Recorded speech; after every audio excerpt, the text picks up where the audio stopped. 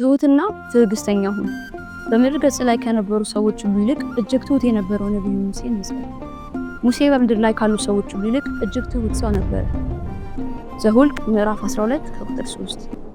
ሁል ጊዜ መሐሪና ይቅር ባይ ለመሆን ሞክር። ሐዋርያው ለማንም ስለ ክፉ ፈንታ ክፉን አትመልሱ፣ በሰው ሁሉ ፊት መልካም የሆነውን አስብ። ተወዳጅ ሆይ ራሳችሁን አትበቀሉ፣ ለቁጣ ፈንታ ስጡ እንጂ ሮሜ ምዕራፍ 12 ቁጥር 17-19 ብሏልና።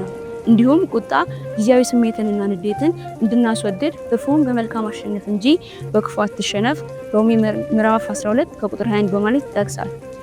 በእርግጥ መታገስ የሚችሉ ሰዎች እድለኛ ሲሆኑ ይህን ማድረግ የማይችል ግን ደካማ ነው። ለዚህ ነው ሐዋርያው እኛ ኃይለኛ የሆንን የደካሞችን ድካም እንድንሸከም ራሳችንን ደስ እንድናሰኝ ይገባል ሮሜ ምዕራፍ 15 ከቁጥር 1 ያለው።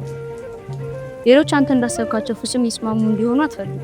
ነገር ግን መሆን እንዳለባቸው ሳይሆን እንደሆኑ አድርገህ ተቀበላቸው። ሁላችን ተፈጥሯችንን እንደራሳችን አድርገን ተቀብለናልና። ወቅቶች ዝናባማ፣ ማዕበላማ ይሁን ሞቃታማ ተፈጥሮ ራሱን እንዲቀይር ሳንጠይቅ ተቀብለናልና ከሰዎች ጋርም ልክ እንዲሁ አድርግ። ሰዎች ሁሉ ጻድቅና መልካም አይደሉም። ብዙዎች ድክመቶች ወይም የተወሰኑ ባህሪያቸውን ተቆጣጣሪ የሆኑ አመሎች አሏቸው። ሰዎች የተለያዩ አይነቶች ናቸው። ከእነዚህም አንዳንዶቹ ሁከተኞች ናቸው። ስለዚህ ጠባያቸው ተጽዕኖ እንደማናደርግባቸው ተመልካች እንሁን። ባህሪያቸውን በጥበብ እንቀበል።